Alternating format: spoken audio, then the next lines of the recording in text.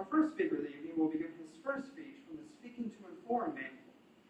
With the advent of his company recently acquiring their largest competitor, he has traded his love of chemistry for his most avaricious love of money as a pricing analyst. His speech is titled, From Happy Gilmore, The Price is Wrong, Bob. Our next contestant, Aaron Kelton, come on down.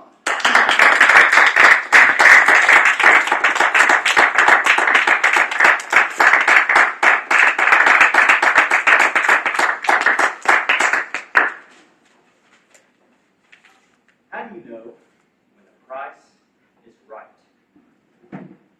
As a consumer or as a producer selling a product or a service, you need to be able to answer this question, but the answer itself begets more questions. Before we get into some value in pricing and what a pricing analyst does, I'd like to play a little game. We're going to start out with 3 contestants. I would like Kat, Megan, and Clay. You are my 3 contestants. All right, come on in. Excuse me, guys. I want to squelch the excitement and enthusiasm. We have a large group meeting right next door, and the clapping's great, but it does tend to interfere with being able to hear across the table. So if you could just be respectful of that, I appreciate that. All right. Thank you. Thanks. Sorry, I want you guys to have fun though.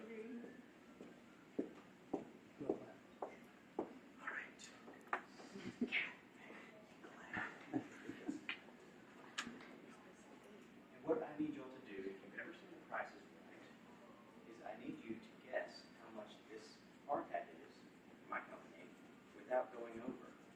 And we'll start bidding. Now, $1.12. $3. $4.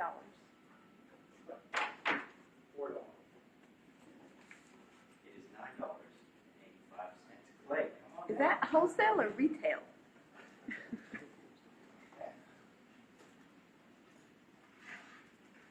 Clay. And right over here in front.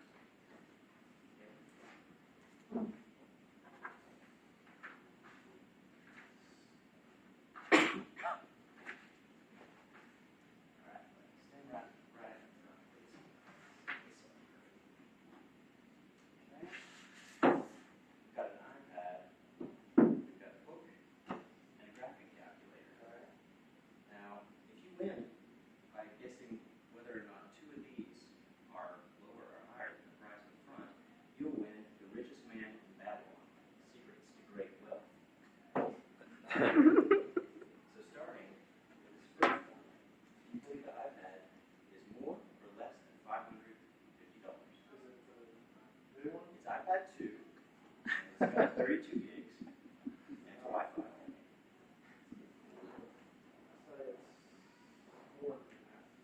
It's more.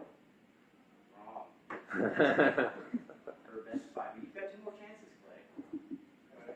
Optimization of chemical processes. $150, more or less. Less than You're correct. It's actually $100. Good job. That was applause if you didn't make that out. And now, the last one, the TI-89 titanium graphing calculator. You think so? You're right. All right. Great. Man. I really tried. Good job. All right. You may have a seat. That's your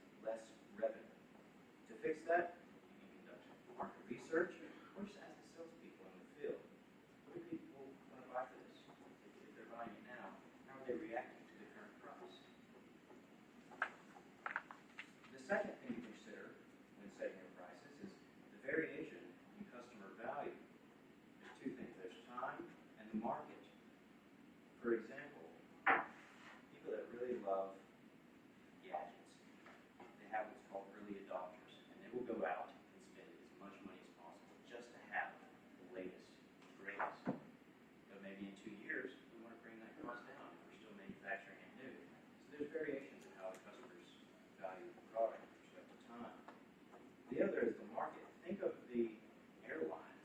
You have business travelers, and those that travel for pleasure. During the business week, you want to charge more to get the deep pockets of the companies to pay those employees' wages. But you don't want empty planes flying on Saturday and Sunday, so you reduce the prices a little bit and optimize the price for the airline. Finally, the third thing to consider in customer is you must assess customer price sensitivity. You have to consider economics, how easily they can search for competitors' pricing, and then the competition itself. For example, if I'm selling, like in my business, pipeline, is it going to be a large percent of the customer's overall expenditure? If it is, I need to take that into consideration, because if something is a very small percentage, maybe I can charge more and get away with it. When the consumer can go out to Google and type in any product and start shopping around, if it's easy to shop around, you may have to drive your prices down to be more competitive. But if they're having to compare apples to oranges, a laptop to a PC, this affects how you set your prices in the marketplace. And then finally, do you have an established relationship? Do people see a Coke and think of all those advertisements of how refreshing it is?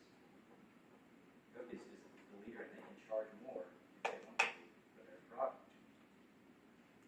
So while this is an informative speech about some areas of pricing that you can take into consideration as a consumer or as somebody selling your own products or your own service, I would like you to remember these three steps in pricing, which is look at how the customer values the product, look at variation in how the customer values, and assess the customer's price sensitivity. It's kind of like being a Toastmaster. You'll never watch a speech or conduct a meeting in the same way. Now when you look at prices